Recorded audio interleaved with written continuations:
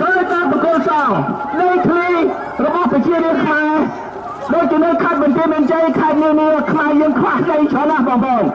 យកដីយកទៅឲ្យក្រុមហ៊ុនឯកជន3លានហិកតាសម្បទានឲ្យឯកជន3លានហិកតាយកមកវិញបកគលសងប្រជារាស្ត្រខ្មែរអ្នកណាអត់មានដីត្រូវចែកដីគ្រប់គ្នាឲ្យបានយ៉ាងតិចណាស់commeហិកតាដែរបងប្អូន3លានហិកតា3លាននេះលោកបានដីទេទី2មានដីឲ្យត្រូវមានទីផ្សារហើយរៀបចំដូចនៅប្រទេសថៃសិលអង្គពោតស្ដែកទៅធ្វើលក់បានថ្លៃមិនធ្វើលក់ថោកដូចនៅស្រុកខ្មែរលក់ថោកដូចនៅស្រុកខ្មែរអត់រួចខ្លួនទេបងប្អូនចាំមកកសិករខ្មែរទៅថៃជាមួយខំធ្វើស្អែ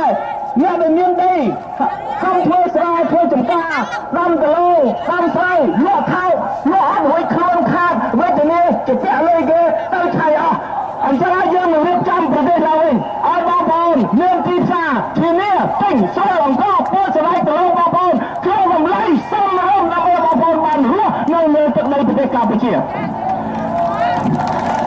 ហើយរៀបចំសេដ្ឋកិច្ចដូចនៅប្រទេសថៃមិនក៏ប្រទេសថៃសម្បូរការងារពីព្រោះអ្នកដឹកនាំគេឆ្លាតអ្នកដឹកនាំគេមានសមត្ថភាពអ្នកដឹកនាំគេមានតម្រិះវិជ្ជាគេរៀបចំឲ្យមានអ្នកវិនិយោគទុនអន្តរជាតិបើកក្រុមហ៊ុនបើករោងចក្រគ្រប់វិស័យរោងចក្រដំឡើងឡានដំឡើងម៉ូតូដំឡើងទូរទស្សន៍ដំឡើងទូរស័ព្ទដំឡើងគ្រឿងអេឡិចត្រូនិករោងចក្រធ្វើថ្នាំសម្បូរការងារណាបងប្អូនហើយការងារមួយចំនួនធំដែលខ្មែរយើងទៅសុំពីថៃការងារទៅឈោតកាត់ឲ្យគេ